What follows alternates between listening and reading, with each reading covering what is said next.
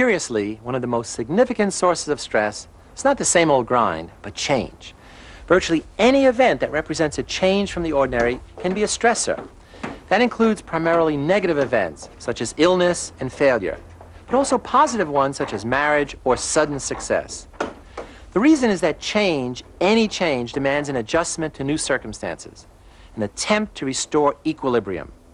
The greater the change, even a positive one, the greater the adjustment one has to make.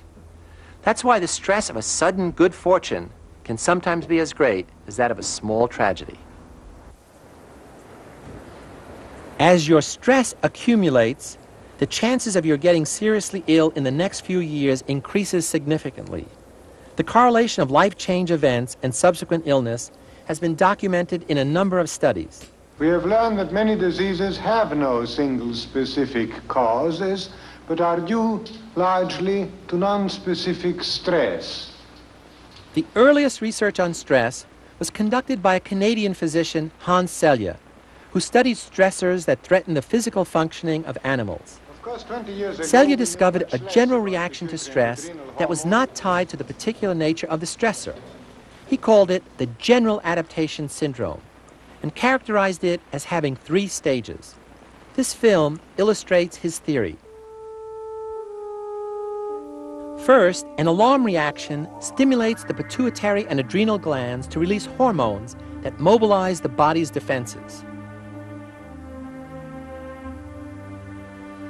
If the stressor continues, then the second stage is reached, the stage of resistance, in which hormonal secretions, here labeled A and P, are activated to counteract the effect of the stressor.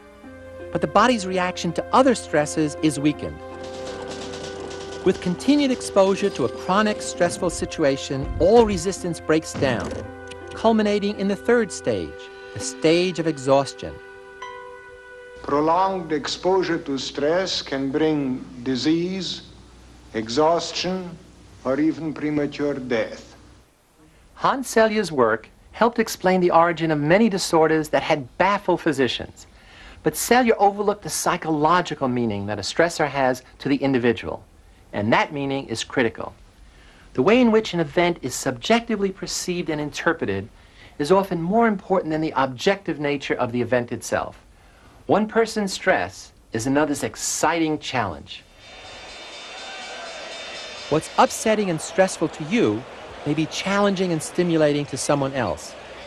Each of us evaluates the nature of an experience differently, as threatening or exciting, or somewhere in between. We evaluate not only how serious a stressful event is, how big and how pressing it is, but also whether we have the resources to cope with it and what strategies we should use to deal with it.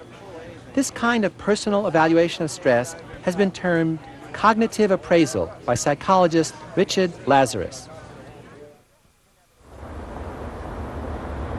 If stress is inevitable, and I think it is, then we have to learn effective coping strategies to deal with it. And that's where health psychologists try to help.